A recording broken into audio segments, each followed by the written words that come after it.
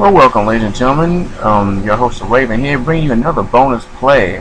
This time it's the Twisted Tales of Spike McFang for the Super Nintendo. I didn't have this game as a kid, but I remember reading about it in GamePro magazine.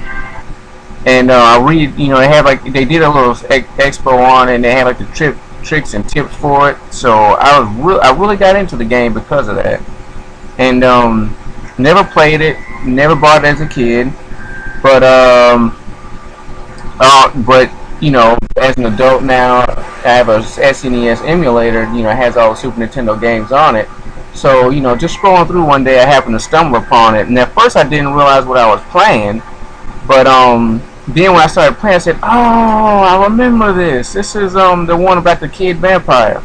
So basically, it's a cutesy take on the vampire world. It's an action RPG. It's pretty good. I think the motion of the enemies are pretty annoying. And what we're gonna do is we're gonna open up a state, because I just looked at that save file and it says that I'm level 4, and no thank you, no sir. I'm like level 6. So we're not gonna be doing that. So anyway, basically, you're a kid vampire. There's an evil doctor, Dr. Von Hessler, who's trying to conquer all the lands of the different people. So you're a vampire, and your family is the leaders or the rulers of Batland, and there's Ratland and Catland and all other types of lands and stuff. Each one ruled by its own rulers or emperors and families or whatever. So anyway, you start off on this training island, which I've already done. You got your basic attacks, the spin move, which you use to smack enemies. No, I do not want to. Okay, get away from me. Your basic spin attack, which you can do it multiple times, but if you wear the button out too fast, you'll spin around and do a super move at the cost of you becoming dizzy. Also, you can, if you hold down the attack button, you can charge up your hat, which you can throw in 8 directions, which is pretty good. I just hate, the only thing I hate about the hat things, it takes so long to charge up. Your health is represented in tomatoes instead of blood, because it is geared towards children, so you can't have a vampire drinking blood, so the vampire drinks tomato juice or whatever. So let's see here. But yeah, combat's straightforward. The enemy motions can be pretty irritating. Like the patterns can be pretty weird. Okay, so this is like a little town here, and this is like a fortune machine. You pay $20, you get a random card, which I'll buy and see what I get. Cards are your power-ups. You can hold up to 10 cards of each type. The animal cards turns weak monsters into harmless animals, which I don't see the very much use in that card, because you can level up on enemies for experience. This game, the enemies respawn. If you leave a room and exit the room, the enemies will respawn. So a quick way to get money and a quick way to get experience is to just keep going in and out of a room, beating the hell out of enemies. One thing that I've noticed, that even one thing I like that's you can abuse pretty easily, is that even the most weakest enemies have the random chance to drop massive amounts of money and massive amounts of health. So in most RPGs, weak enemies, they either give you nothing, or they give you really weak petty amounts of money or petty items or whatever. This game is completely random. It's just random what a monster will drop. So you could kill a guy who's 3 levels ahead of you. You're level, so I'm level 6 now. So I kill a guy who's level 10. He might not drop squat, or he'll drop $1. I could go into a room full of level 1 garlic dudes, and they'll drop me $100. They'll drop me maximum health, tomatoes, all types of stuff. So so I kind of think that's cool. So it takes the pressure off of grinding, which you don't have to do too much. It's because it's pretty easy to do. But one thing you have to do is get down enemy patterns. And as you progress the game, you rescue more of your party members or whatever, and you get a follower that'll help you. Another thing I think is cool is that you can attack, and you can use a spin attack while your hat is tossed. So you can throw your hat and then spin while your hat is away from you. So that you can kind of use that to like kind of combo the hell out of the enemies.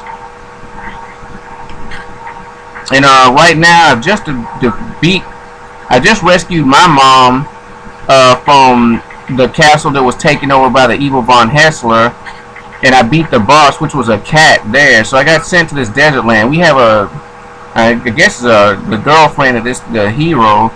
Oh, what is this? Sandboar.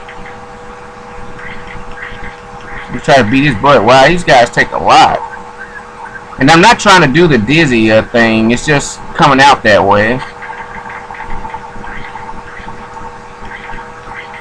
Yeah, these guys are strong. Well, I mean, they're not strong. They just take a lot of hits.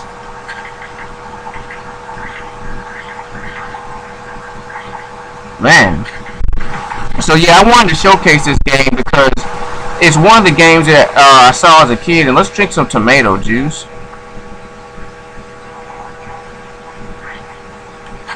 I forgot the card to use. Here we go. Alright, so we got some tomato juice, which helps us. Alright, well, we finally killed one of these guys. And like, I'm 2 levels ahead of them, but they have so much health. It's like, it's unbelievable. This is one of these games that I was interested in as a kid. Being poor, I wasn't able to buy it. Now that I'm experiencing it, you know, using it through the emulator, I actually found it to be quite enjoyable. So I wanted to share with y'all on a bonus play. A game that doesn't suck. And I encourage y'all to try it out yourself. Alright, we just got a level up. Hello, Professor. What's up? You have to achieve another level of experience. Keep it up. And oddly enough, the hero, the little spike guy that I'm playing with, and the Professor Steam, who's kind of like your mentor slash like the family butler, they're communicating using cell phones. And like when I was a kid, like, you know, Super Nintendo just came out. I don't think there were cell phones. If they were like the super big like suitcase. Like, wow, that thing threw a big ass rock. They're like the super fat, super heavy brick, like cell phone, like brick cell phones. Like, I highly doubt, like, but the cell phones that these guys are communicating with, it's like the really tiny, like, pocket ones, like what we have now. So that's, I think that's a pretty interesting fact. Alright,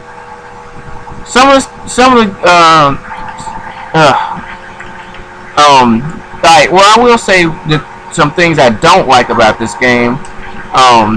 I would find frustrating even, you know, for kids. It's like, one, there's some like damage that you take that you can't avoid.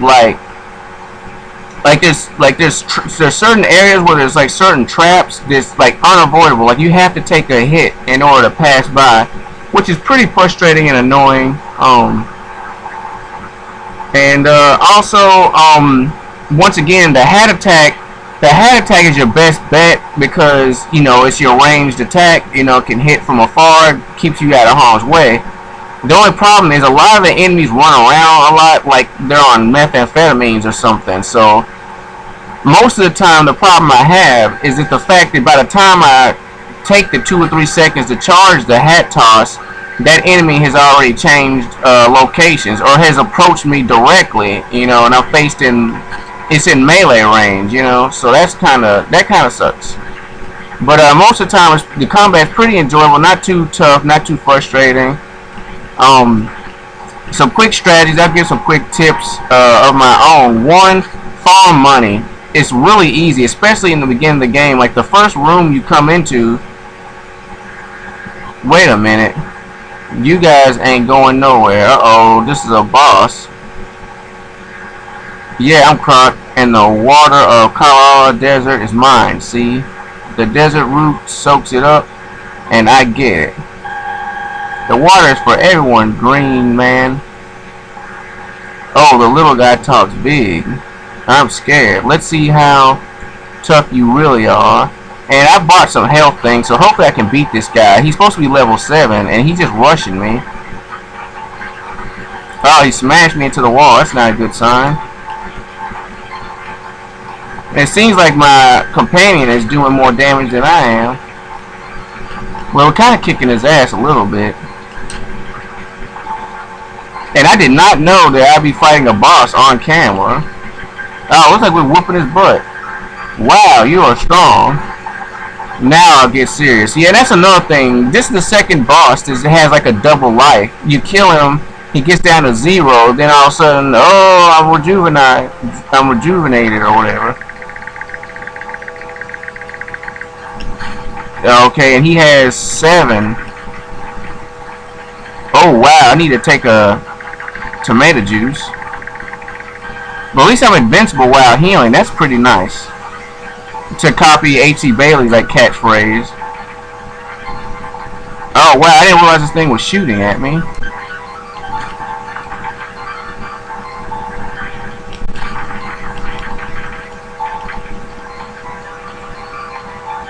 Okay, we got him pretty down.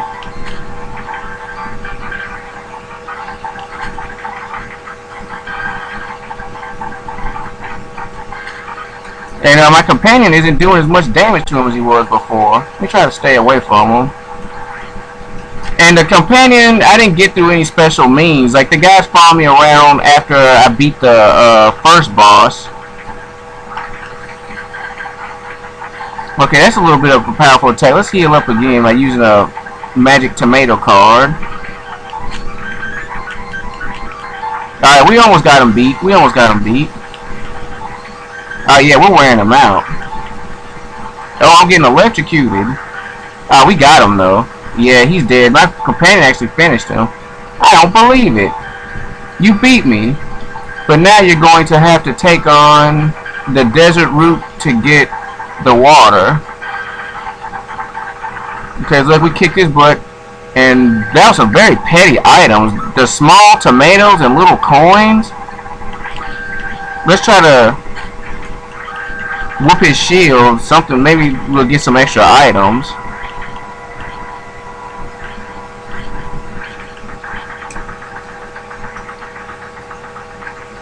Alright, we got a big... I've gotten more money than that off regular enemies. Now see, that's what I'm talking about. The enemy, like, drops are really random. You can get big stuff from level 1 enemies. And as you can see there, I just beat a boss. We got like, what, $50? Well, 52 if you count the little small coins he dropped earlier. And he also dropped 2 tiny tomatoes for health. And it's like, those are like the smallest amount of things you could possibly get. So anyway, that was weird. Anyway, just wanted to bring y'all a bonus play real quick of a charming game. It does have some faults, but it's still pretty charming, and I plan on completing it. I appreciate y'all watching. Remember to like, rate, subscribe.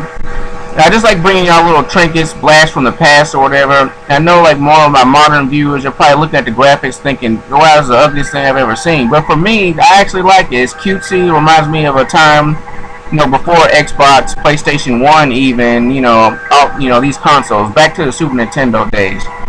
So thank y'all for watching. I'm your host, Raven. Appreciate it, and y'all have a good day.